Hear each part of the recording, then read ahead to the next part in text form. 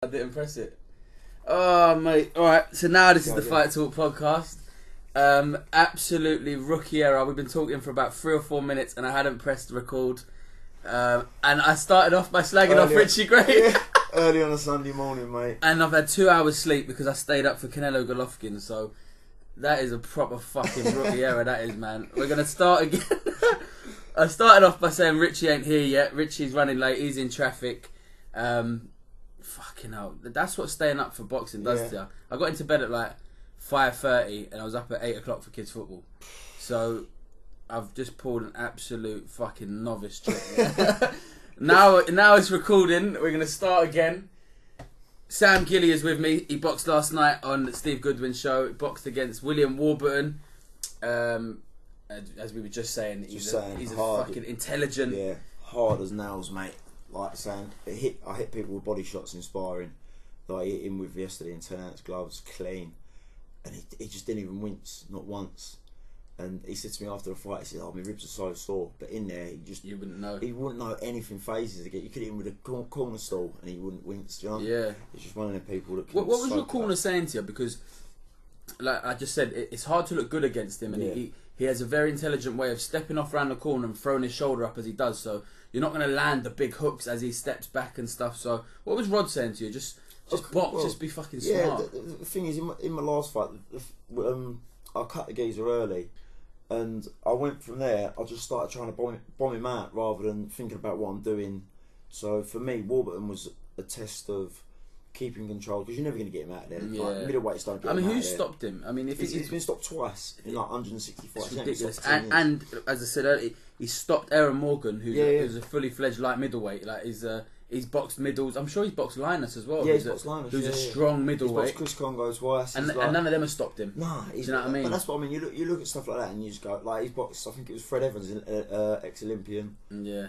And he didn't even get him out of there. And it's just, you think, right, you're not going to get this lad out of there, so stick to boxing and working on stuff that you're doing in the gym rather than trying to bomb him out. If you catch him, you catch him. Like Rod was saying, listen, there's, like, you can go on the gas, but what's the point in rushing your work and trying to force yourself on him? Do you try? Obviously, it's dangerous because it depends what version of Willie you get turned up. Like if he's got, he never comes in to knock people out, but sometimes he seems to get pissed off in there and ends up doing it. Yeah, well, he threw a big loop in right. I mean, I think it was at the start of the 5th, and he missed by a mile, but it made me laugh because I smiled and he just looked at me and went, "It was worth a try." Is that what he said? Yeah, it was worth a try.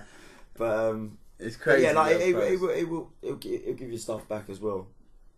Yeah, you sit there and you go. It's sort of like a puzzle, not a puzzle, because you know if you box to the way you're going to get your result. But again, you can't afford to be complacent, can you? No, definitely not. If you switch off for 1 second with him, I mean, the second you sit and relax is when he'll throw something. He'll come over the top with a right hand, or he'll stick a stiff jab out from that. He sits. He's really side on. He puts that shot, like you said. He puts that shoulder right in front of his chin. Yeah, I don't think I've seen many away like the way he does it. It's so smart. It really is, and that's why he's got so few knockout defeats, because he's intelligent. He's one of them tests. I mean, we said it in an interview we've done before. He's one of them tests I think every fighter's got to go through. Yeah, you learn no matter what your fucking weight is. Yeah. No matter what you are, you got to get in with him. What did he weigh in? Did you weigh in over the welter limit? I'd imagine. I weighed in 71 because it was on the day yesterday. Yeah, exactly. At 6 rounds, I don't want to be kidding myself. Well, there's no point, is there? It's not a title fight. Yeah, I can make welter if I'm fighting for titles. Obviously, the day before weighing and stuff is fine. But on the day, I want to feel healthy. Yeah, of course. You know, I don't want to feel knackered. Well, I just said he had a McDonald's just before the fight, so he was feeling healthy as well. It's a bit healthy as well. It's crazy as well. You got Lewis Van Pooch, who was on the fight card. Yeah. And Curtis Gargano was in their corner. He was like, he finished up at 0-36 or something. Yeah. You got all these little fucking, all the journeymen stick together now. Yeah, it's nice. They all come to the shows together. But no, it's we said it was a good show. Obviously, there was no headline fight. There was no standout fight. You watched a bit of the action after because you were fighting. What did you fight 4? 4, yeah, I was. Yeah, so stuck. Like obviously, I missed about 4 or 5 fights just saying thank you to everyone, getting pictures of people and talking to people. So, but I got back, like I got upstairs to I caught Linus's fight, and he looked class as he always does. So, and now he's got a Southern area shot, hasn't he? So, well, this was it. So I got a phone call a couple of days ago from someone telling me that the fight was made. Tay and Linus. I wasn't allowed to say anything. It's on Steve's show, but then Steve sat ringside and told us yesterday. Yeah. And then obviously they had a little bit of verbal on the old social media. On social media. Listen, I like Tay. Everyone knows I've been saying it on here for months. I like Tay and I like Linus, but I want to see them fight. Yeah. So now they're having a bit of needle. I fucking love it. Yeah, I'm like, go on, boys. It's a fight game, you know. You're gonna have a bit of needle. Like there's no hatred there. It's just is what it is. It's a business. So, do you know what I mean? You got to have that little bit of needle. It's a fight, and at the end of the day, you know, Ricky Hatton's just sat in a game of Tiddlywinks. Yeah, you know what I mean? Yeah, no, it's a good fight. It's a really good fight, and that's penciled in, I believe, for the 1st of December. Yeah. So that's a quality fight. I've been asking for that for I don't know how long, so I'm buzzing that's happening. Obviously, we spoke at length to Steve last night ringside. He come and spoke with me, Richie, Martin from New Age. Brooks Stretfield was there, just quality people. It's a good laugh, man. Like last night, everyone came out. All the boys who listened to the pod and send in questions regularly. Rob Martin, Paul Altai, Dan Frost, Riku, all of you. Great to see you all. But Steve was saying to us like he's got this past 6 to 9 months. His shows have been pretty substandard, and everyone's sort of getting to the title level stage. But the fights he's putting on towards the end of this year are fucking good. You know. Yeah. Obviously, you're not a Goodwin fighter, but you've boxed on how many? Oh well, I'm signed to Steve like promotion. Yeah, obviously manager, you get the opportunities. But obviously him and Rod have got a good relationship. So Steve helps me out, and like obviously I really appreciate it. He's got me on the Hay show. He's done loads for me. I think Steve's really good for the boys that ain't coming out of like you get these GB boys bang straight. Cordinas. Yeah, do you know what I mean? They go straight into WBA and Intercontinentals in like their 5th fight and stuff like that. I mean, for the average Joe that's coming into professional boxing, Steve's bang on because he gets everyone to a good standard. You learn under him, and then like the fights you're getting, you're learning every single time. And then he can get you a Southern area, he can get you an English. Yeah. And if you excel at that level, that's when you can get noticed and step onto big things. Do Rod and Steve do the planning? Yeah. And they just come to you and go, this is what's happening. Yeah, pretty much. It goes all right with that. I'm just like, sweet. Yeah, full faith in them. Yeah. There was 6 rounder last night. Was that your second or first 6? First. Yeah. First 6 rounder. First 6 rounder. Realistically, I mean, obviously we spoke about it in interviews and stuff, and again, it's going to be down to what the plans are. But you personally, how far away do you feel you are from an 8 and 10 round fight? I want to have another 6 rounder in December. Yeah. And then I want to have an 8 rounder at the start of next year. And then just like spring next year, see if I can get for a Southern area. Yeah, that's what. How old are you? 24 now. You have to think about that. Yeah, I just turned 24 in August. Yeah, 24. So such a young age from fucking. That's what I mean. There's no rush. Like I'm learning on the job sort of thing, as a lot of the boys that are on Steve's shows are. So. Well, listen, someone got stung on his... 2 boys actually got stung on his show last week. Last week, and Nessie Tawala and Ricky Heavens, both 6 rounders, both lost. Yeah. Do you know what I mean? So it can happen. That's what I mean. That's what I was saying about Warburton. You can't switch off for these boys because they do come and have a go. You know, they will stick it on you if you're a bit lax and taking it for granted and not putting a good performance on. Yeah, you got to stay on your P's and Q's, ain't you? I mean, 100%. There's no time to take time off. I mean, the guys, they'll probably come back and they'll have learned from that. I always say it, and I'm a massive advocate for boys taking tough tests early rather than racking up 9. I'm now 14-0, but you've literally fought the same guy you fought in your 3rd fight. You know what I mean? Yeah, that's like I boxed a couple of foreign lads to start off with, and then my last fight I had Sam Gilley, good journeyman. And now I've had Warburton. Now I think it's time for me to start stepping up. Now you probably start looking at the guys that have a slightly positive record, or they're slightly closer in records. And 100%. You've got to play the game, haven't you? You step up gradually, you know. So you just got to take it step by step. It's only the Olympians that come in and go right. First fight. Do you know what I mean? They've been fighting in WSB. They've had bats in every country you can think of, and they've been fighting for years. So yeah. Let's a couple more of the fights on the Goodwin show last night. William Weber was on it. Yeah. He divides opinion, William Weber. Did you watch him, or was that straight after you when you were in the changing room or in the bar or something? I'm not sure. No, I didn't get to see it. So William Weber, he's the boy that in his, I think it was his 2nd pro fight, he fought on a matchroom show and got knocked out. Did he? Like, he got knocked out clean by a guy that Linus stopped in his last fight on Haymaker Bill. So he's very young. He divides opinion. He's short and stocky. He's a super middle, I think, but he does a lot of things right. And he's so young, you don't want to judge him too much. But you know, some people sitting there ringside weren't sold on him. Martin is a fan of him. I think he's a good. I think he'll be in some good scraps, especially Steve loves a cruiserweight, doesn't he? Yeah, He had Mark Little fight again last night. He's got about Danny Cousins, Jervier, Waddy. Yeah. So I'm sure he'll build up and be in some good fights. Who else was on the card? Jack Hughes and Sammy Cantwell. They were before you. They both got wins, and the plan I think now has to be to put them against each other for the southern area, because there ain't many people that weigh 3 stone fucking soaking wet like those two boys. I mean, to be fair, they're fighting to see who's the toughest in the nursery, but fair play to them. They got to fight for titles. That's it, yeah. Yeah, step by step, innit? Adi Burden, did you see Adi Burden? I think it was just before you as well. Again, we touched. It was a learning fight. It was a learning card, to be fair. Yeah, I think a lot of the boys that like myself are still in that learning stage of your career. Keeping busy, you know, learning every time you get out there. Does it matter to you if you're on a show of, like, you know, with a headline, like, so you go, all right, I'm fighting on Goodwin, but it's main evented by Waddy Camacho for the southern area, or does that have any bearing on you or your ticket sales?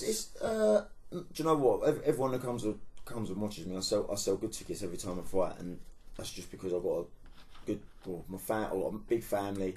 My girlfriend's family come last night. All the boys always come. I've always got a good following, no matter who's on the show. But obviously, it is good when you say, like, because Shinkwin was meant to be fighting McIntyre. Yeah. When I was like, right, there's English title. English title trilogy main event. Everyone's like, oh yeah, cool, wicked. We get to stay watch that. And then once that got cancelled, it was a bit like, it's pretty much me, and then everyone shoots sort of thing. So I mean, that happens a lot in small hall anyway. Obviously, I see it so much. Like last night, I stayed for 15 of the 16 fights. I'll get into the 16th fight later, but I stayed for the 15 of them, and you see like a revolving door. You know what I mean? Because most small hall boxers or the people they sell tickets to are there for them. Yeah. Like, you know what I mean? The person that came in for fight 3 ain't gonna go, yeah, but I want to stay to fight 10, because they don't know these people. Yeah. It's like, so you see a revolving door of people. So I guess it's the same for most. I mean, how many of the people you sell tickets to are boxing fans? Like, what percentage would you say on average? Because a lot of them will come just because it's you. Yeah, that's just, you know what? Most of them are coming just because it's me. Some of them openly say to me, like, I don't watch boxing on the telly or anything like that. They're not. I'm telling you, I see it a lot. Yeah. Like they ain't got a clue about boxing really. They just come because they've known me for years, or they know me old man. So yeah, Richie said something last night. Obviously, Richie Gray was. He said, isn't it funny? Like the 15 fighters we were there for, it was all red corner wins. There was no away fighters, and it's like you could sit there with your mate and go, like, if you two don't know, do you want to have a bet?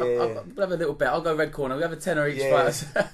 You could earn some decent money. You could do. I think when you understand it a little bit more, you get cards like that. You do get cards like that at all levels where. But I think you get cards where everyone's learning, but then you get them small crackers on shows like that as well. Yeah. I mean, I sat there and watched Johnny Gart and Tyler Goodjohn before I was pro, and like, was you there for Mackenzie Render?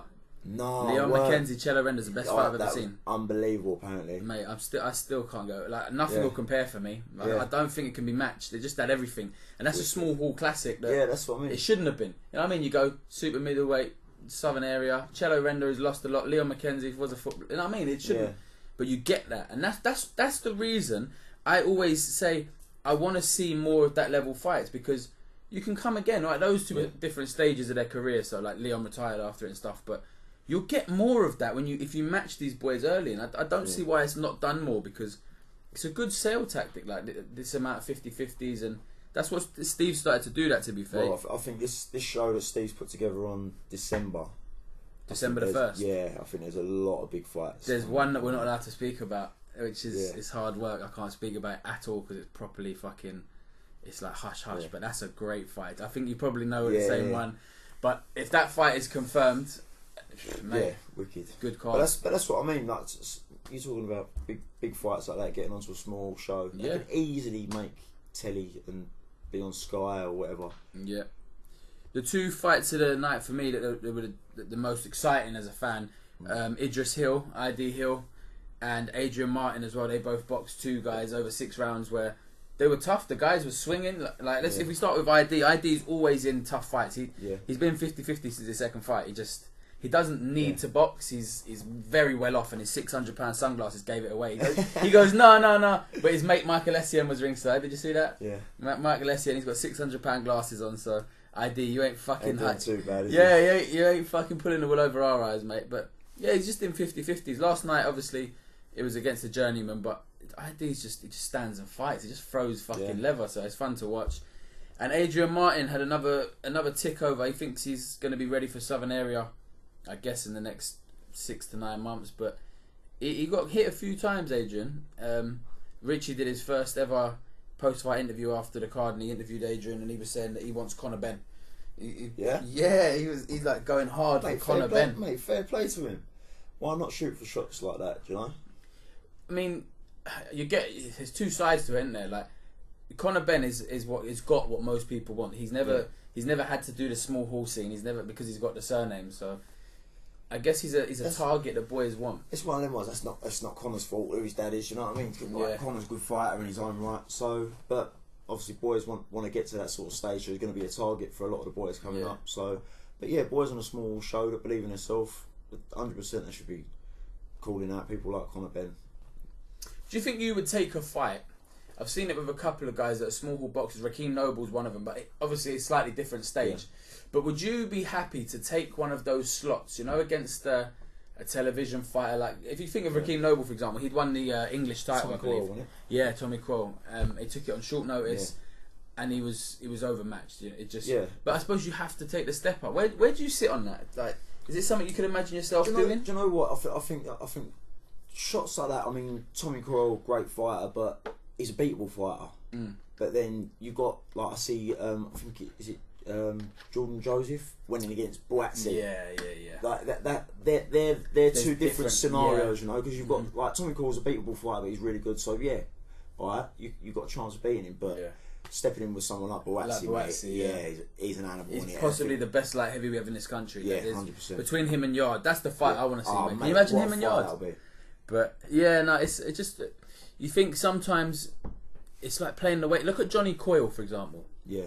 Johnny Coyle, he had his first TV fight, or not his first because he's a former prize fighter winner, but I mean, he had a big fight on television. He got the decision, but no one wants to touch him because you kind of have to invest in him as the home fighter, which no one's doing, but no one wants him as the away fighter. No one wants that work. It's like, it's getting that happy medium, man. Yeah. And you can see how boys get fucking... They get like frozen out sort of thing, don't they? It's like a big risk with little reward if you're fighting them. But it shouldn't be like that. I mean, like, Johnny's won he won the prize fighter, and then he sort of had to go back to as well. He boxed down Newham, didn't he? Yeah. But he won the prize fighter, and then had to go back to square one and work his way back up again when... Like winning a prize fighter, like some of the lads who got shots off that is. I know, it's crazy when you think of it like that. I saw him. It just comes. I saw him there last night briefly. He was there with Danny Connor, but yeah, you just think it's such a shame the way these boys can go because I think like he had that last fight on it was BT Sport. It was like in Belfast or something. Yeah.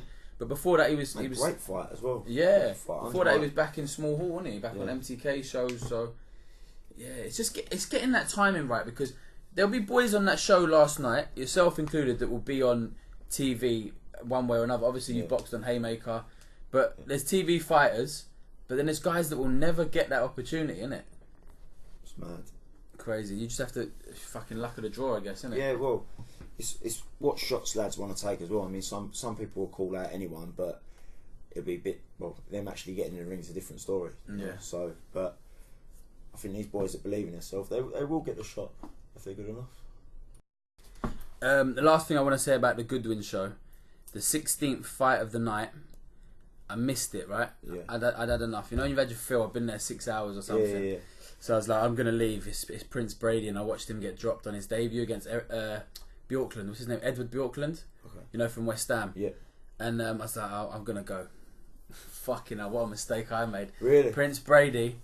He got knocked clean out in the first round. It was the only home corner defeat of the night. No, and I was in the car and I got a text from Paul Oldtime. It was like, mate, you just missed him get bombed the fuck out. No. But the one thing I wanted to say, I mean, Craig Scott is he's Prince Brady has been his kryptonite. He can't stand the fact that Prince Brady had his debut a year ago. Yeah. He won by a point after getting dropped. and then for a year since he's hashtagged all the belts, and he hasn't fought, and it's a little bit. Yeah. It's a bit much, you know what I mean? Maybe he should focus, and then he ends up getting sparked out clean in his second fight. So the point I wanted to make was, we sit here and say you should be promoting yourself and pushing yourself, but then when does delusion come in? Do you know what? I'm quite with social media and stuff. I'm a little bit lazy. Like I'll post when I've got fights and selling tickets and stuff like that. But there's some people that will post like 6-7 things a day about the same thing, and it just sometimes it's a bit like, oh, do you know, like, pack it, mate. Yeah. It does come across a bit strong, but you can't knock these boys for believing in themselves. But like you say, there is a point where you got to look at yourself. Like these lads must know when they're sparring. Like this is the point. Like it's like, I mean, him and Sam Cox had a thing where they were both saying, "I beat you up in sparring, I beat you up," and they were going off on one. And Sam actually got dropped in his debut as well. It's weird. They're both both bantam, super bantam. I don't know, little men. They're both small, but they're a little bit of a Barney.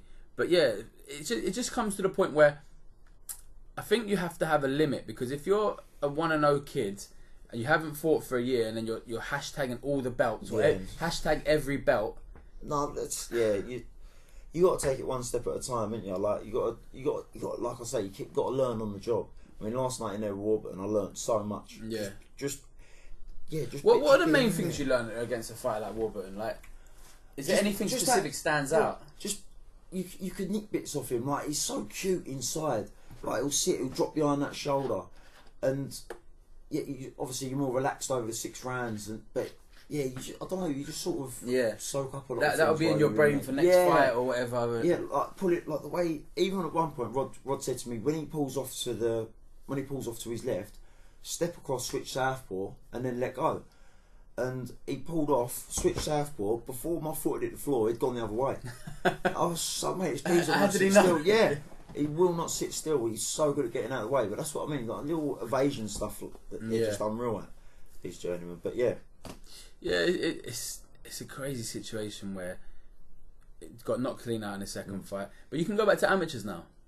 If you're under 6 fights, you can go back and be an amateur. Now, I don't know what I think that's a good thing. I think some boys, I mean, they see the glitz and the glam of. It's this thing of, I want to be a pro boxer. Yeah. You can hashtag that shit. I'm a pro boxer. You know what I mean? But I know the dedication you boys have, and I know, but I'm not saying that they're any less dedicated than you, but. Not everyone can make it. No. Not everyone can be the guy. It's a bit like you see some of these boys that, like, obviously everyone's chasing a dream, so you got to admire that. But when they're getting onto their mid-30s, they struggle selling tickets, and it's like, mate, like some of them are even putting money out of their own pocket to fight. It's like, mate, what are you? A lot of guys do that. What are you chasing? Do you know? You might as well. There's got to be an easier path. Yeah. Sometimes, I mean, like I said, everyone's chasing a dream, so you got to admire that. But sometimes there's got to be a little bell in your head that rings and says, "Is this really for everyone?" Do you know? But what it does as well, it brings up the question last night. Brooke Streetfield, do you know Brooke Streetfield? She works does Knockout London magazine. Oh. She wanted to send a question in about Tommy Martin. Oh, this bare knuckle boxing thing. Okay, so this is it's a sensitive subject, right? Yeah. Especially at the moment when it's quite public. There's people that are not too well after fighting. Like it's a cold, hard reality of the sport that you boys give your lives to, right? I don't know if it's a wind up. I don't know is the answer to it. But you've seen it as well. Yeah. And a lot of people in boxing was saying this ain't serious. Like I had lunch with a few boys yesterday going, I hope this ain't fucking true. It is worrying, because I mean, like you say, it's a cold reality of like you're getting all the attention when you're fighting, and then literally just when it stops. For anyone that doesn't know, Tommy Martin, did he box for the English or? Yeah, he won the English. He won the English. Very good fighter. Ended up having a bleed on the brain, and it might have actually been twice. I can't remember if it was once or twice, but. He was very, very unwell and basically had to step away from boxing. Yeah. He wasn't, and now he's posted out on his social media, time for the gloves to come off, and I'm sure he said something like, bare knuckle boxing. But the bare knuckles coming or something. And I hope it's a joke, man. I really do. I haven't seen any follow up. That was maybe a week ago. I think the reaction's got to open his eyes a little bit. I mean, if that was true. I mean, who are the people that commented and went, "Yeah, bro, you got this, Tommy"? I read down the comments, and like obviously you get some people that are gonna like maybe friends or whatever. They're gonna support him or whatever he does. But when you look at a situation like that, if you've had a bleed on your brain, you shouldn't be fighting, mate. You should not be fighting. You have responsibilities as a family member, as a friend. Yeah. You can't be putting your family through that. I know how hard it must be to step away from, especially someone that achieved things. Yeah, he was young as well when he achieved it. I mean, what was he? 20? He was young. Listen, he was a good fighter. I've never met him actually. He's one of them people I've never met. I've seen him around, and I always remember watching him and respect him massively. Good fighter. Ricky Boylan, wicked yeah, fighter. That's it. The point. Yeah, but you'd like to believe someone around him is saying, put your arm around him and say, listen, like maybe going to coaching. I think he's got to find that. So he obviously still got love for the boxing. Yeah, of course. Yeah, he's got to find something that grips him a little bit, like the fight game does. But you can't be getting in there taking shots to the head after you've had a bleed in the brain. No, you can't do it. Definitely not. So, yeah, I hope someone around him is talking to him, or hopefully it was a wind up. I don't know, but I hope sense would prevail somewhere. Someone would go, mate. This isn't right. Like, come on, because your long term health. I mean, Richie's retired because of his hands are fucked. Yeah. So. You know, it's not good, but brain is just different. Like everyone can see Nick Blackwell, everyone can see the devastation it's had on him and his family and stuff. So well, I mean, you got a list of fighters, haven't you? Michael Watson. I mean, some boys that have gone into comas and. Mate, Edward Gertnecht, who George Groves boxed. Yeah. I don't think he's still in. Yeah, he's talking about 2 years later or something. And that's what I mean. You got to think about someone other than yourself at some point. You got to sit there and think, can I really be putting my family through that again? 100%. You know? I hope someone around him is doing the right thing by him. Yeah. Fucking hell, I went to start talking about pressing record again, Sam. I'm too tired. But a bit of bad news. Richie Gray is not going to make it. He's let us down. I just want to play back everything he said about Ben Hall 2 weeks ago.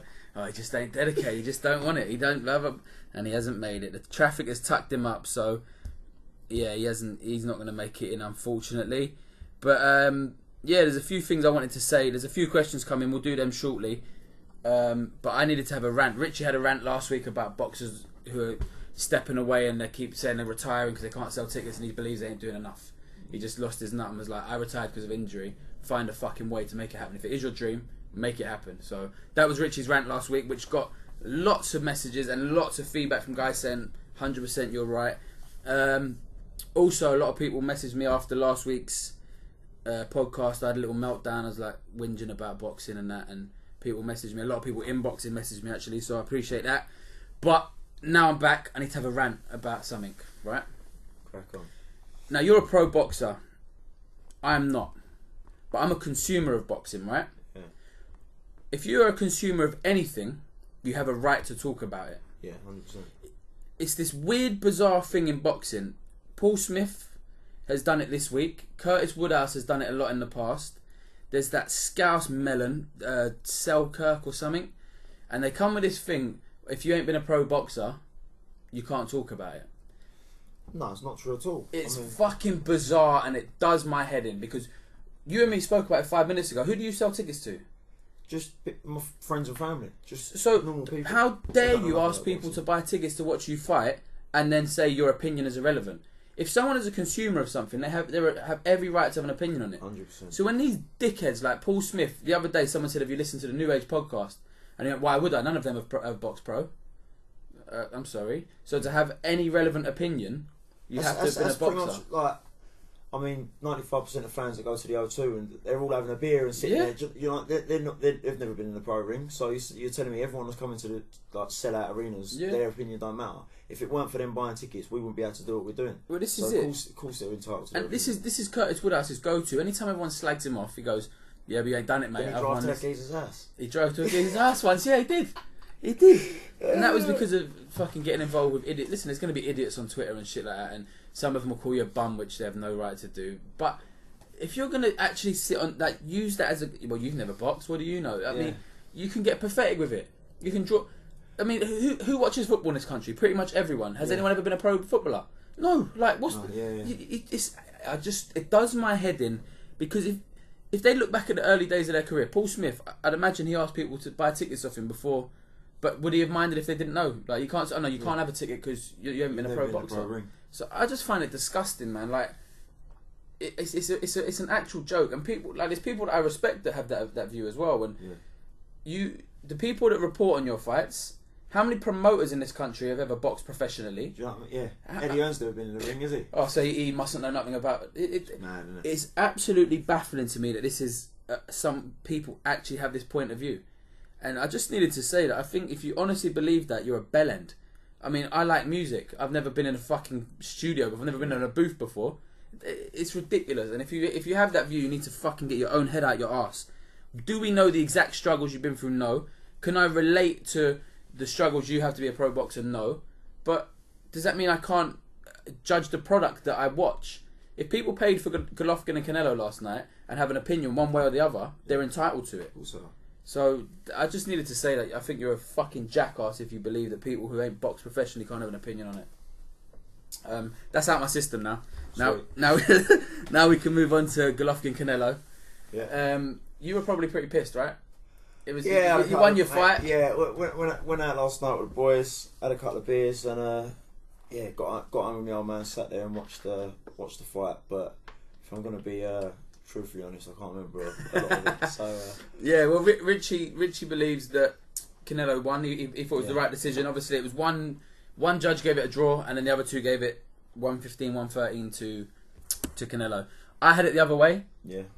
I had it the same way in the other fight. In the first fight, I had them both 115-113 to Golovkin. Yeah, but I don't think you can argue with it. No, I think when scorecards are that tight, I mean, everyone's going to be saying about Golden Boy and Canelo and like that he's been favoured. But if a fight's that tight, really, like if that was for like a British title or something, you'd sit there and go, oh, you can't argue either way. Because it's for all the belts. Yeah, because it's for everything. Hashtag all the belts. Yeah, they're like, oh, it's biased, it's that the other. Yeah. Listen, when you've got two fighters like them two, just at the top of their game, they're unreal, both of them. Honestly, they're such an elite level. They're gonna be like evenly matched. So you could, if they fought every single day of the week, mate, do you know? Probably like, I'm gonna win 3. Canelo would win 3. You know, they're that skilled that. Do you know? Before last night, I was on.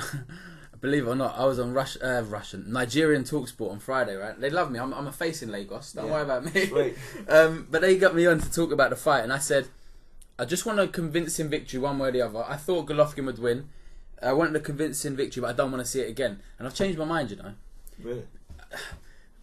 Watching that fight, they were just allowed to do what they wanted. Like, the ref didn't get involved. Yeah. 95% of the fight was in the middle of the ring, and it was technical. Like, there was throwing shots that no one really backed off. Like, the odd time Canelo would. Canelo stood there a lot more this time, didn't he? And I really enjoyed the fight. Like, I really enjoyed the fight, and I didn't really have a horse in the races. You know, people today on Twitter, like, they're outraged. Like, there's the robbery call again, which. Yeah, see, I don't think with a fight that tight, you can't call it a robbery. Never, you can't. You can't call it a robbery, but like you could sit there and watch them fight every single, like they could fight each other 6 times and everyone's going to buy it. The only way that word robbery can be used is if that fight was given 10 rounds to 2, like it was in the first fight by Adelaide Bird. Exactly. Yeah, do you know what I mean? 118, 110. Didn't you give it when Mayweather boxed Canelo?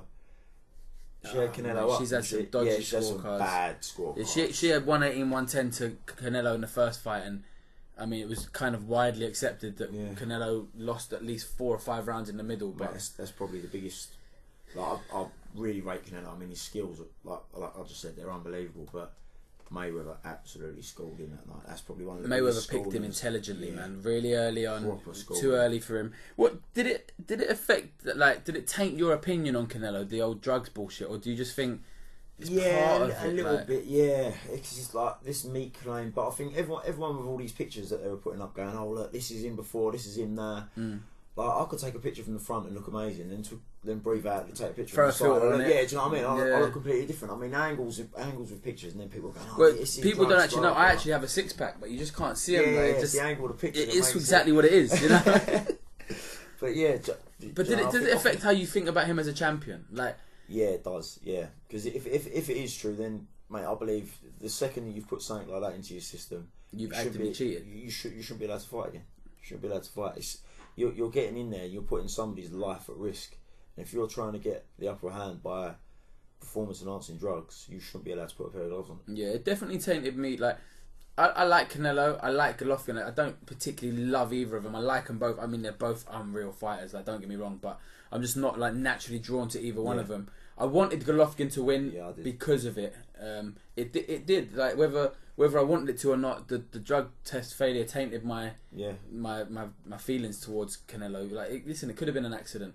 I've defended people before that I truly believe it was an accident. Like Dillian White in his early days, he failed on Jack 3D, didn't he? Which is it was a pre supplement for the gym. Yeah, I think stuff like, I think there's some things in like over the counter stuff that comes up and it's banned. And stuff. I think stuff like that is a bit like, alright, you didn't know that was in there, fair enough. Yeah. But when you're talking about like the thing that he got tested for was like it's a cover up, isn't it? What was in Canelo? So it was clenbuterol, which is for, but then there was also apparently a masking agent as well. So that's what I mean. When you're sitting, what you're putting in it, you're trying to mask up. Yeah. So when it's a bit fishy like that, that's when you got to really. I think he should be getting tested every week. Yeah. No, I agree. It was a bit dodgy. So a couple of the questions that have come in, obviously, around that fight.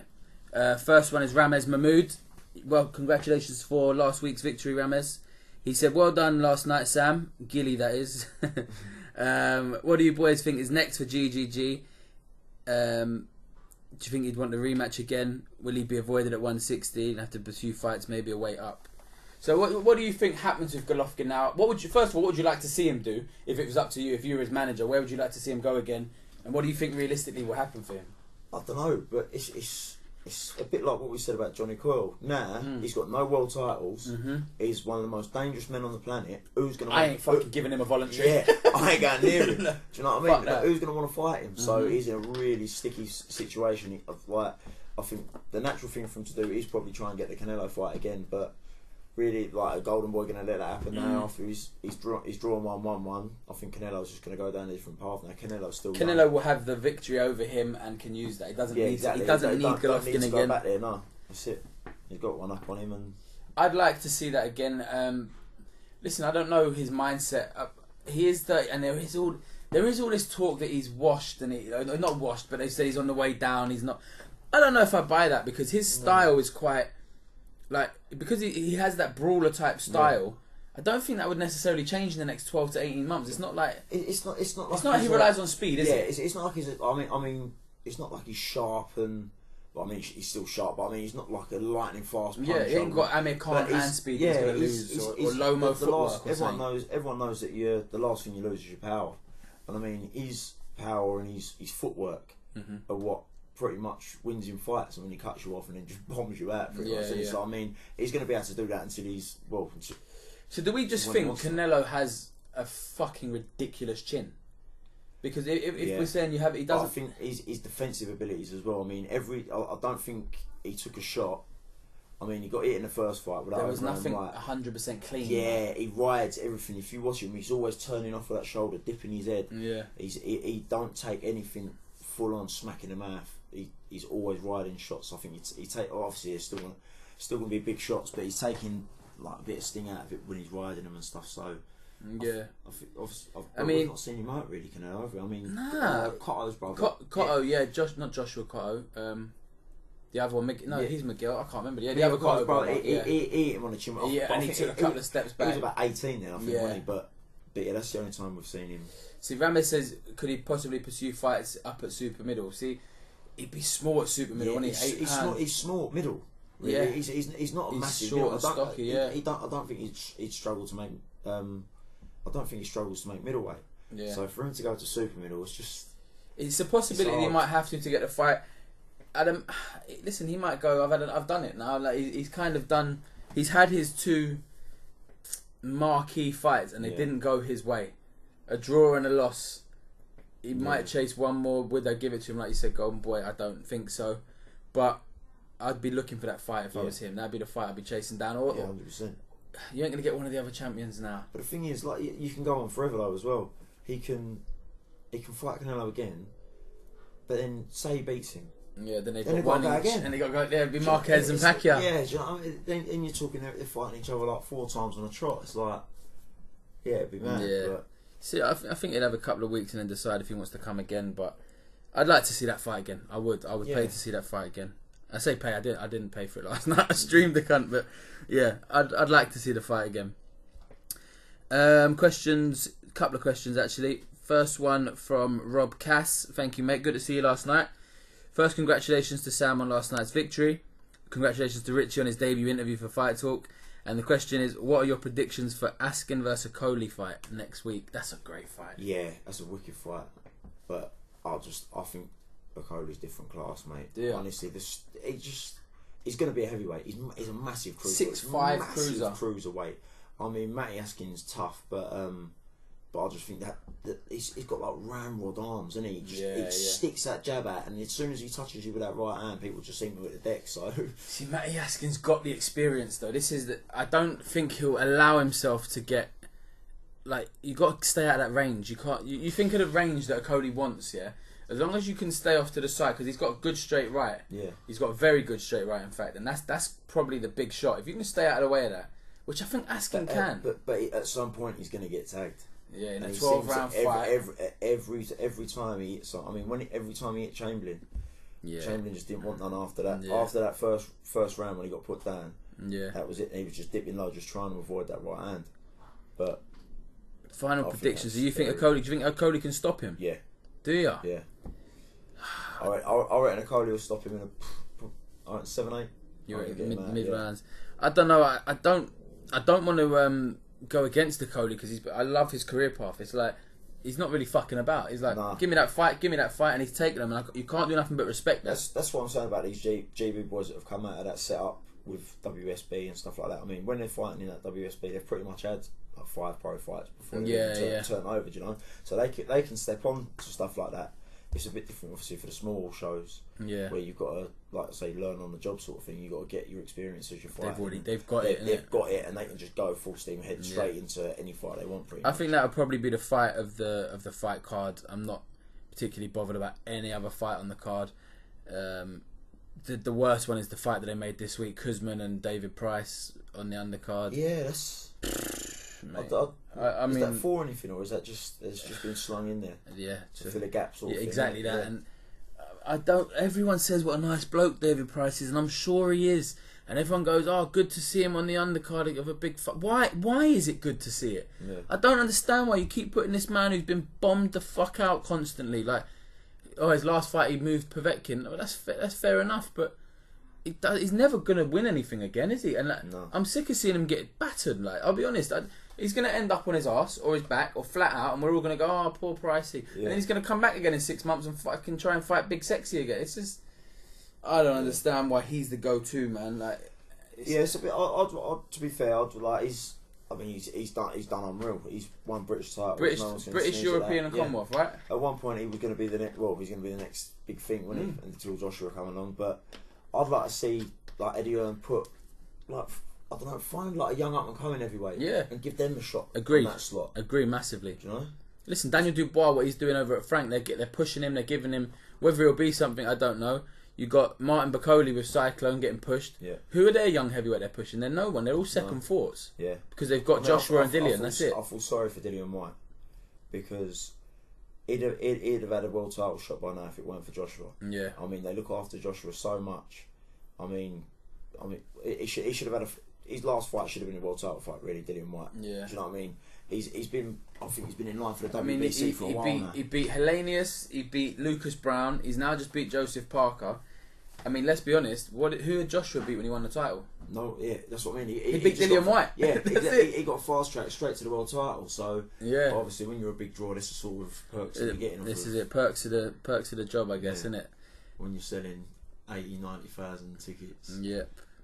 It's alright for some, I guess. Thoughts? This is from Pulling the Punch. He sent in a couple of questions. Thank you, mate. Thoughts on the excessive number of pay-per-view shows this year? We had AJ Parker, AJ Povetkin, White Parker, Bellew Hay, now Bellew Usyk, GGG Canelo. It's literally, there's so many. It's true. Frampton and Warrington. Is it just going to get worse? Yeah, it's Do you know what? If they're going to do more pay-per-view shows, I think they need to at least drop the price for everyone. Do you know what I mean? Make it a 10 or something. Yeah, I don't mind. That's also not including Groves against Callum Smith on the week after. That's a mad one. This new ITV box office. Yeah. I think that's a load of shit. Do you know, like ITV, it's one of your your terrestrial. Do you know what I mean? So how can they be sticking pay-per-views on that? I mean, mental, mate. Yeah, but well, in the last year, we've had YouTube pay-per-view, Sky pay-per-view, that's bollocks. BT, ITV. That's 4 platforms for pay-per-view alone. Yeah. Fucking obviously, I don't mind a pay-per-view show as when you're talking about. I went to I think it was the first fight I went to at the O2. There was 3 world title fights on in one night. It was that Royal Britannia night when Kevin Mitchell fought Linares. When that one, that's it. Yeah, I was at that. Mate. That when you got fights like that on, I mean, that is a show that you don't mind paying a bit of dough for to watch. Yeah, do you know? If you're putting lineups on like that, then do you know what's happened, Sam? It's become so diluted. Like the term pay per view doesn't mean a thing anymore. No. Like a couple of years ago, pay per view meant fuck me. There's a big fight coming up. Now they go, it's pay per view. Who's on it? Is it any big stars? Well, it's Dillian White and Joseph Parker. Who, they're big. But we want to pay them a bit more to fight each other, so we're going to throw it on pay-per-view. Yeah. Like, it turned out it was a great fight, and Chisora Takam, great fight. So, on paper, it ended up being alright, you know what I mean? But it's just difficult, man. Like, it is. They do seem to... I think pay-per-view should be saved for... Like, I think the first pay-per-view I can remember watching was Hatter Mayweather. Yeah. Like, when I was really young, and I mean that was massive over here. So them sort of fights, it's like, right, pay-per-view, because it's out in Vegas. It's a massive fight. It's on at 4 in the then like you got to stay up, you got to watch it. Them sort of things. Yeah, it was like a buzz, isn't it? It was like that's it was like an event. Like it's like you really look forward to it. You don't even have to ask like, are you watching the boxing? Because everyone is going to be watching that fight. That's the sort of fights that alright, fair enough. Do you know what? That's a great way of putting it. Pay per view should be when you everyone it's accepted. Yeah. Everyone's going to watch it because it's that big. You going down your Instagram story and people that you don't never mentioned boxing before in your life, even girls like that just they're putting up, they're watching the fight, and everybody like the whole world just stops and watches. Now you get boxing fucking hardcores that go, it's not worth the money. Yeah, it's crazy. It's it's a good point. It's just that diluted. Like Frampton and Warrington for me is a good fight. It's a good fight, but I wouldn't pay for it. I couldn't pay for. I look at it and go, 17 quid for Frampton and Warrington. No, sorry, no, I can't. Yeah. So, and there's now talk that Chisora White 2 is going to be put on as a pay-per-view.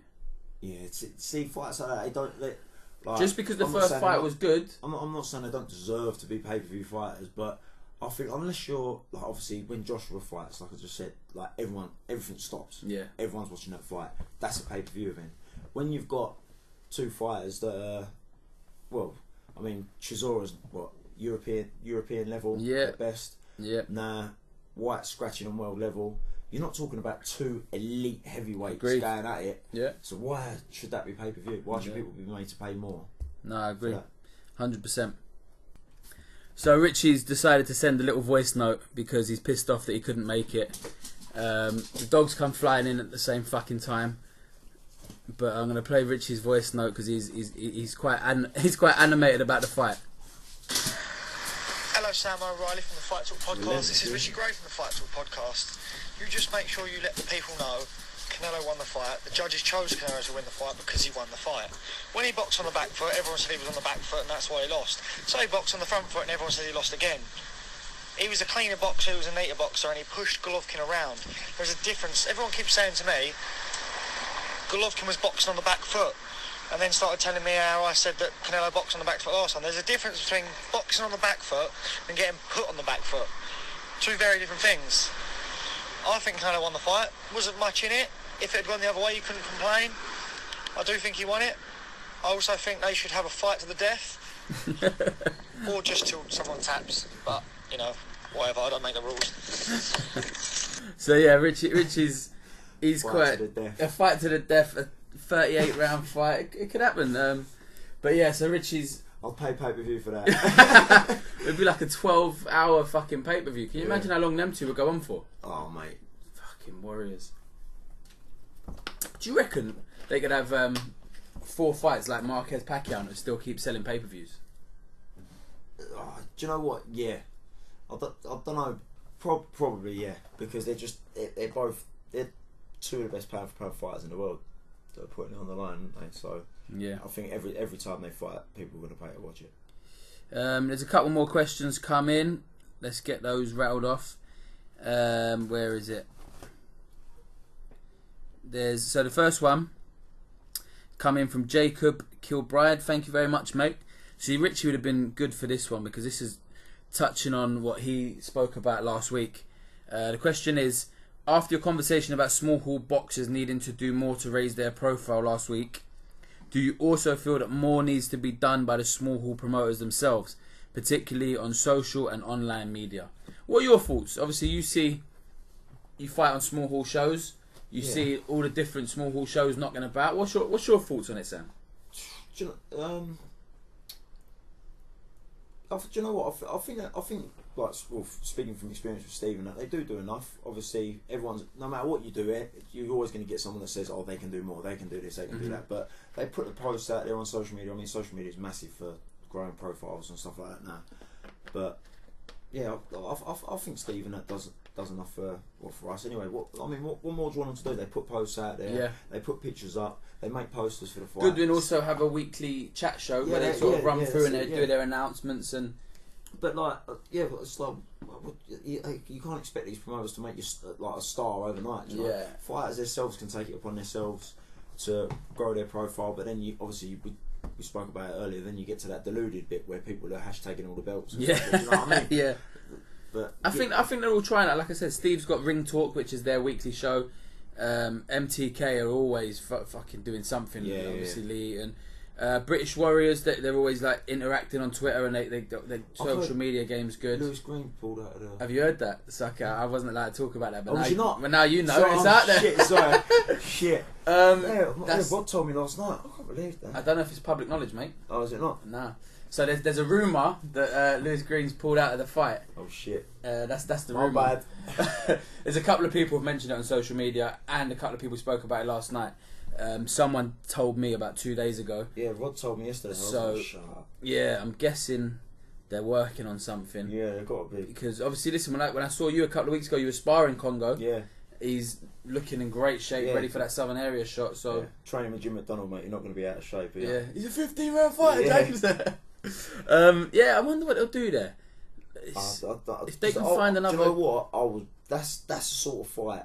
Like them two, both 100%. That's the sort of fight that should be on telly. Louis Green, Chris Congo for the Southern Area is my kind of fight. Yeah. Absolutely buzzing that Warriors made that fight. Hats off to them for making it.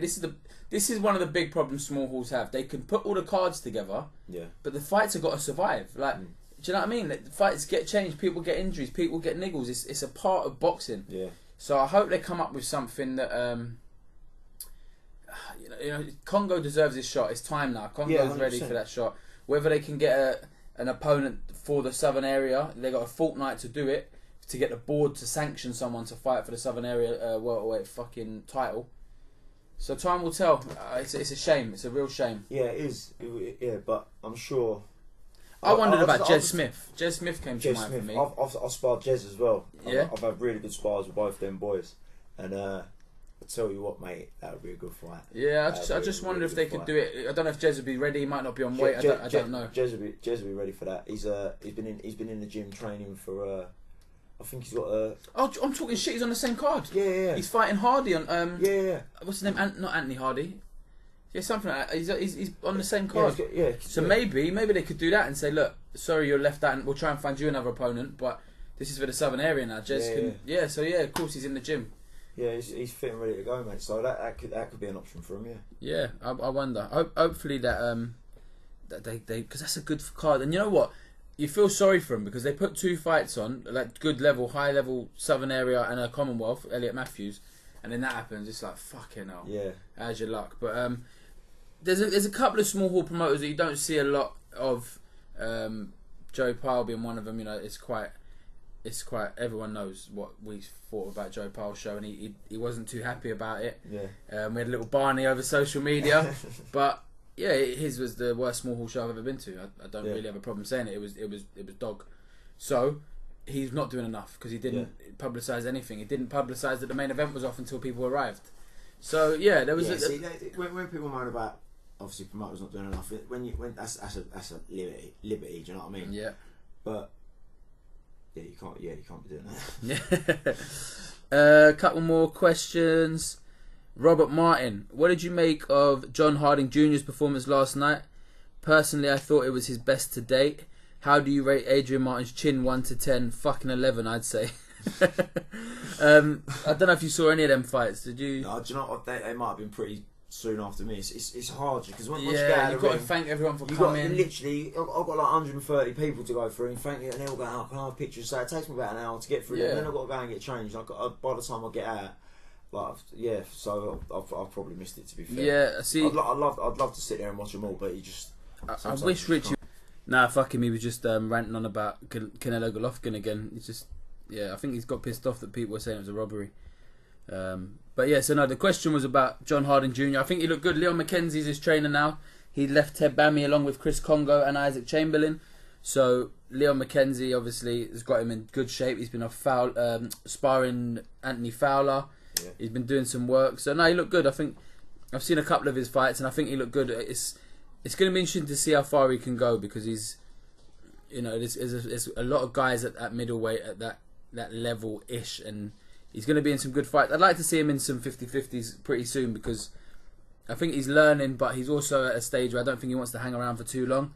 And Adrian Martin, yeah, he took too many shots for my liking. I love Adrian. I didn't need to be taking as many shots as he did. He said it was sort of getting the guy out of his shell a little so he could box a bit more. That's cool. I didn't want to see him connect as much. You know, sitting ringside here and boom. If you're going to take someone out of their shell, you need to be making a miss. Yeah, you know? So, I mean, like, you don't mind the little tap on the forehead with a jab or something like that, but you don't want to be taking clean shots. Mm-hmm. Adrian took some big shots. Yeah, doing that. Yeah, so I don't want to see him do that again. But he did prove he's got a chin on him. So that's one thing. I guess it's a little. You know, that's another thing. You look through these tests you have to pass. Yeah. You want to be in with a Warburton. Yeah. I mean, I guess you're getting to the place now where you need to get chin checked, don't you? You need to get a bomb. Yeah, of course. I mean, you catch bombs in sparring all the time, but I mean, you were sparring James DeGale the other day, right? Yeah. Did you catch any shots where you thought, fucking hell? Oh, mate, he hit me out the ribs. I was nearly sick. No, but James throws punches from angles where it's just he's not heavy-handed, but you don't see him coming. I mean, you watch him. He stands square on sometimes, and he throws like uppercuts from his waist. Yeah. Like he just flicks his arms up, and it's just not that normal angles that punches are coming from. Yeah. So that's sort of where they come from. Well, opponents you're boxing right now won't have anything like that in their arsenal. No, of course not. But yeah, that's the sort of stuff that stings you, the ones you don't see that come from like, around the side of your garden that he throws. Like. Yeah, because everyone's going to get to that. I mean, I've been saying it about Anthony Yard, for example. Like, it's great, but I want to. And I actually said it about Joshua before the Klitschko fight. I want to see him hurt, and I feel the same way. Like about a lot of small guys. Every fighter's got to go through that, haven't they? Everyone's got to be on the Are they intelligent enough to grab on when needed? Yeah. Are they got the wits about them enough to know when to back off? This is mad as well. Amir Khan, how many times have you been on the deck? The geezer still jumps up at 2. No matter how hurt the guy is, he hits the deck, bang, he's back up at 2. Legs are all over the gaff. Take your 8, mate. Take your 8. Sit there to 8. You've got to, surely someone's got to say to him by now, mate, if you get put on your arse again, take a knee. Well, mate, if Freddie Roach, Virgil Hunter, and now Joe Goosen haven't fucking drummed it into him yet. It just literally just seems to hit the deck, boom, straight back up, legs all over the place. It's like, mate. Yeah, but yeah, I think fighters have you've got to have that intelligence when you're in there. Like all this macho stuff, but at the end of the day, you've got to have a plan B. If you get it on the chin and you're on the deck, you can't just go, no, I'm gonna get up because it looks bad if I'm on the floor. Yeah. Listen, you might take that 8, your legs will recover, you could come back and win the fight. If you get up at 2, legs are all over the gaff, the ref might wave it off. Happened to Jose Lopez. Were you there? Jose Lopez, who's now boxing for the Southern Area against Dion Juma at cruiserweight. He boxed Jervier, got dropped hard, jumped up on 2. Someone went to him, fucking go down, take your knee. So he went back down on his knee to the 8, and the referee went, call it off. He's fucked. No. And then he got up going mad, but you can't go up and down. You know. So comes back to the experience and the intelligence to work out what you're going to do. It's like ring savvy, isn't it? You got to be.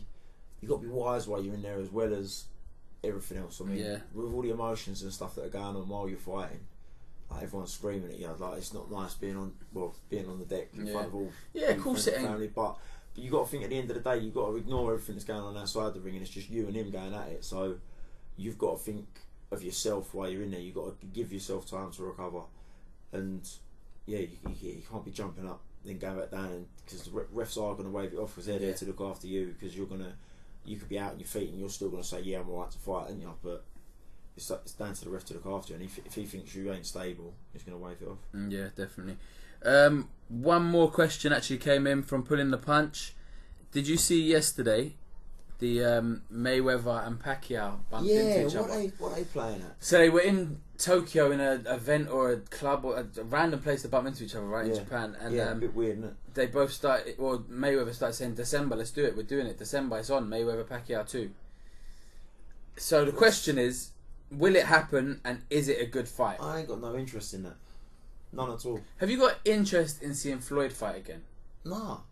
Because obviously how good he is, 50, like, he's unbelievable. For me, putting that fake 50 on your record against an MMA fighter, I don't know what that achieved. I know what it achieved for your bank balance, mate. I get it. Yeah, of course, yeah. But it's kind of, it feels like he's cheated his way to to beat that Marciano's record. He didn't want to like. Well, he's been overtaken since, hasn't he? Yeah, that little Tigers, 51-0 now. 51-0, yeah, mate, that's quality. Yeah, but it's me personally, I wouldn't see the point. I think Pacquiao's on his way down. Floyd's been retired for years now. The fight happened 5 years too late as it was. This will be like 8 years or 9 years too late or whatever. Mate, just let it go. Put your feet up. Sit there with your 500 million that you've got, and just. My honest opinion is, he wanted to remain a topic of conversation on the day that Canelo and Golovkin was happening. Yeah. The day that the biggest fight of the year happens, people still got his name in their mouth. So I don't think it will happen. Stay relevant. I don't think it will. I don't think it should either. It's like, I just think they need to. Well, Pacquiao's still fighting. Pacquiao's still fighting on. Well, that's a weird one as well, because you had all the there was all drugs claims with him and stuff like that. A lot of drugs claims. My personal opinion. He did knock no one out for 9 years, was it? Then he went out to where did he fight in his last fight? Saudi Arabia, was it? Not Dominican. Somewhere fucking But went out there, all of obviously Singapore, wasn't it? Singapore, something like that. It ain't going to be as strict as like the Nevada. Yeah. And then all of a sudden he's banging someone out. My biggest problem with Pacquiao is I don't think it's humanly possible for some geezer to win world titles in 8 divisions. Carry power up to every single way. Come on, have a word. 8. He starts off looking like a 12-year-old little kid. He's eating that Mexican meat. Yeah, he was. Yeah, Filipino meat, Mexican meat. It's all the same. But I'm not a fan of. I'm not a fan of the idea. I just don't. Nah. It's another moneymaker, isn't it? It's another money-making scheme. That's what I mean. But it seems like, I mean, Mayweather McGregor, I mean, you have people that jumped on it and was like, yeah, I want to see it. But like, I prefer to see it in a cage. It's like, yeah, do you know what I mean? Truth be told, it's more like a con act, isn't it? Because you put in someone in their debut against one of the best fighters that's ever got into a boxing ring. Yeah. So I know they're both making millions, but really was the fight that gripping to warrant that sort of money. It was the unknown, wasn't it? Yeah, of course it was. I mean, to be fair, can you imagine what would have happened to the boxing world if McGregor had chinned him? Can you imagine? The one guy to do it. Fucking hell, he'd never have lived it down. Just gone into meltdown. Some people cleaned up. I think Steve Goodwin cleaned up on that. He did. He put big on him, didn't he? Yeah. It's alright for some, innit? Yeah. We've got one final question coming in. We'll answer this as the last one. Craig Scott. People are going to be gutted when they know Richie's not on, because Richie's rants are getting famous, man. People, every time we walk through your call, I listened to you on the pod, Rich, I loved your rant, blah, blah, blah, loads of messages. And now he's pulled a Ben Hall and not fucking shown up. Is that what you're going to call him now? Ben Hall, yeah? Richie Hall. We're calling Richie Hall. This is the final question from Craig Scott coming in now. So the question was about Adrian Martin. We touched on him earlier, but the question was, speaking honestly as people who were there ringside, how did you rate Adrian Martin's performance? Can he fight Conor Benn, and would he stand a chance? So you didn't see it properly, and no. Richie ain't here. So it comes down to me, to be honest. I said it earlier, he got hit with too many shots. Yeah. you shouldn't be taking that many shots against a guy of that level. That's my first thought on it. I understand that the way of saying it's a tactic type thing. I get that. It's also easy to say after I don't buy that. I think that's when you've been caught a few times, I think that's a little. Oh yeah, I was doing it to bring him out of his shell. Like, that's my personal opinion. Yeah. I think that's yeah. I don't think you can really take it. I don't think who's going to sit there and take shots. Yeah. To you bring people out of their shell with your boxing skills, not getting punched in the head. Yeah. No, listen, I'm not Conor Benn's biggest fan, but what he is, he's relentless. He's been dropped a number of times. Why are you not skulking through here? Look at the kids are trying to go outside and they're tiptoeing through. Just walk, hurry up and get out. Sorry. Yeah. Yeah, I don't think Conor Benn is particularly great. I think he's learning on the job as well. Yeah. Exactly. His problem is he's had to learn on television, in front of hundreds of thousands of eyes, which ain't great. But I do think he'll get come unstuck. He nearly did against that French geezer. Mate, that was Cedric Payne, wasn't it? That was Is Adrian Martin the man to put him in his place? Do you know what? I've not seen nothing of Adrian, so I can't say nothing about obviously his performance and stuff. But I think from what you're saying about taking shots, if you're talking about Conor Benn, any fighter that can half dig, if you're taking shots like that, you're not gonna compete with them, because if they can hit you clean, like I was saying about Canelo. He's saying about him having a good chin, but he rides a lot of the shots. Yeah. If you're taking full stingers straight on you, when you're ringside and you know when you go, you can hear the straight on the chin. You don't want that. Nah. I mean, as a fan, I do. I'm like, fucking. Yeah. I'm not the one going for. But it takes miles off your career. You don't. Mate, look at Floyd. He's based his whole career around not being hit. Yeah. Do you know? Still got all your brain cells at the end of the day. You don't want to be. Alright, fair enough. If you're on a 50-50, if you're in there with a Conor Benn and you're going at it with him, fair enough. You take full bloody shots then. Not against you're right, small show. because you're at that stage going, fuck it. You've got to go. Mate, you've got to go for it. If he's gunning shots on your chin, you've just got to wear it and go, right, let's go. Just go at him. But if on a small show, on a small show, you need to be outclassing these boys and showing you're a level above, not letting them hit you on the chin to drag them out of their shell. Because really, you should have the skills in your locker to bring them out of your shell. Yeah, no, I agree. I agree. That's how I feel about Adrian. I didn't like seeing him take as many shots as he did. He believes he's ready for Conor Benn, so good luck to him. Someone is going to find Conor Benn out, because I don't think he's. Listen, he might get better. He's improving as it is. I don't think you can. He's only young as well. What's he, 21? He's something like that. He's pretty young, 21, 22. He's definitely improved. To a standard that he would be a Southern area. He's probably got a WBA something already, which it's irrelevant because they don't mean anything. Do you know what I mean? They just get your world ranking. Yeah, and they look pretty on your mantelpiece. But this is it. But the Southern area. I mean, if you put him with Chris Congo, who's 9-0, yeah, Congo beats him. Congo would destroy him, in my opinion. Adrian Martin, I think he's still got learning to do, Adrian, and I don't want to be disrespectful. He believes he could beat him. Again, I think it'd be a close fight. Again, we're talking about pedigree, though. I mean, I don't know Adrian's background or nothing like that, so again, I can't comment on him. But Chris has come out of a GB setup. Yep. He's got a good amateur pedigree. Someone with that level of experience in a boxing ring against Conor, who had, I think it was 12 fights. I think they made them up as well. I don't. Yeah, do you know? So, when you put, that's why I don't think we're seeing him be talked in the same bracket as Josh Kelly, or something like that. Do you know, because they know he's picking up his amateur experience in the gym while it's hard, isn't it? It's hard that he's having to learn on. It's like I said, it's not his fault. His surname is Ben. Do you know? It's just who his dad was. So yeah. But no, he definitely is a good fighter. But I think as well with Conor, I think he's a small welter. I know he's got big legs and but I've met him when I've gone up to spar with Ted Cheeseman at the Matchroom gym. What was that like, sparring Ted? Oh mate, he's relentless, isn't he? Tough as what do you think about him against Byfield? Do you know what? I boxed Byfield in the amateurs, and he's just awkward, long range. Did you beat her? Did you beat? No, I beat Byfield on points on a home show. Yeah, but tough, awkward and obviously he's improved miles since then. I mean, what he done to Sam McNess was just class, mate, different gravy. But him against, do you know what? Obviously, I've seen Ted since the amateurs as well, and back in the amateur days, Ted was just 100 mile an hour from the first bell to last, just did not stop throwing punches. Yeah. Now he's got method behind what he's doing. he's got a boxing brain now. He's got even stronger. Mate, do you know he's one of the ones I want to see his chin. Mate, I'm telling you now, I believe he's got it. He's got a chin. He's got 100%. He's got a chin. Yeah. That Carson Jones fight, he didn't fight the best Carson, so we didn't really see. He got whacked full on the chin, and he took it as well. He got chinned a couple of times, and he come back. But the thing that I was impressed with that one was he had a plan B. He tried to meet him head on. He got caught, and then he went into boxed a bit. Yeah, he boxed a bit, which I didn't know Ted had in his locker. To be fair, I thought he was just a pure pressure fighter. He went on. He was dancing around, and he made an easy night's work of it, like from 4 rounds onwards. You know. Yeah. So. Yeah, no, that's a good fight. Do you know what?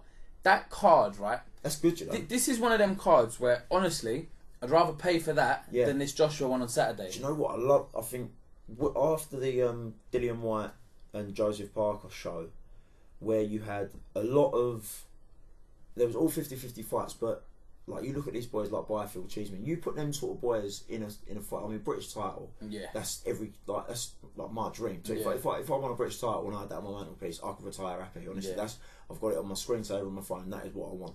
But if you put boys that are young, hungry in for a British title, you're going to get good fights. Yeah. Because they're just going to go for it. They've got nothing to lose. Do you know what's crazy? There hasn't been one negative word said about that card. Like, you know, you look at it and you go, Isaac against Watkins, Jake Ball against Spider Richards. Craig Richard, that's a great fight. And Ted against Byfield. There's Doyle and mate. What? Who's he fighting? The guy that beat Bellotti, innit? Jordan Gill. That's it. Mate, he's a good fighter as well. So, mate, you can't ask for that. Like that's what you want. When you're putting shows together like that, mate, that is entertainment. 100%. Now, hopefully, all those fights make it. We're 6 weeks away. We touched on it earlier. Fights fall off, injuries happen, but I think it's an excellent card. It is a really, really good card. Really good. And I'd rather pay for that than the Joshua. I'm not going to pay for Joshua. 100%. You're not. I think this will be the first one I ain't paying for. I'm deadly serious. I'll be in Spain every day. Yeah. So you're going to have a pack now, aren't you? Yeah, a pack in. Where you going? Going to Mallorca. Mallorca. Palma. Right? I think it's pissing down with rain, to be fair. So better take my umbrella. Quality. But yeah, so it'd be nice to get away after a long camp and then get back in the gym as soon as I'm back. December time, you want to be out? You said. Yeah, mate. November, December. Do you know what? Now I'm full time. I'm in the gym every single day. Yeah. So if Rod tapped me on the shoulder and went fancy fighting in 4 weeks, 3 weeks, you got it. Do you know what I mean? As long as I can do the tickets, yeah, why not? I mean, I got offered a fight at Walthamstow Town Hall, and I was gutted because it was in 2 weeks. That fella. I'd have won in a couple of weeks' time. It's in 2 weeks' time. That's the Andy Alien one, isn't it? But obviously Walthamstow Town Hall. I when I was younger. Look, there's a hill opposite the town hall. That's where I do my hill sprints. I used to live on that hill. Oh, is it? And so literally, I would have packed that place out with so many. But obviously, you just booked a fight. But on a Goodwin show, and Steve always put some good shows. So we're gonna be on Steve shows again. Yeah. In hopefully December or November. Yeah, he's definitely having a strong end to the year. Steve, yeah, but that's what I like. Like now, everyone's coming up to that because obviously you've got to grow your crop. I mean, of course, everyone's coming through and learning. But now you're getting to that stage where everyone's getting to that 8, 9 and 0. Yeah. Now it's like right, everyone's ready to start getting chucked into 50-50. So now there's going to be some big fights developing on your shows. Mate, Adrian went 9 and 0 last night. Chris Davis went 10 and 0. Yeah. Linus Shadofia went 10 and 0. So they're all at this stage now where these big 50-50s, these prospect fights are coming, mate. So it's a good time to be a fan of Goodwin Boxing. Yeah, I'm telling you, there's going to be some good shit. No, I think that's it. Anything else you want to say? No, mate. Just thanks for having us, mate. Fucking Richie Gray, the bell end. I can't believe he didn't make it. Oh, mate, the abuse he gave Ben Hall for not coming 2 weeks ago, and it's a shame. It's a shame because I wanted him to follow up after last week's rants and all the feedback and a lot of questions from his first show as media, but. It is what it is. We'll be back in a couple of weeks' time. What's the date today? 15th, 16th now. 16th, yeah. So yeah, we'll be back at the end of the month. Richie will hopefully make it. Sam, pleasure. Thank you very much for coming down, Thanks for having me, mate. Congratulations for last night. Cheers. And listen, thank you for coming down. Look forward to seeing you in December. Yeah, sweet. And thank everyone for listening to the Fight Talk podcast.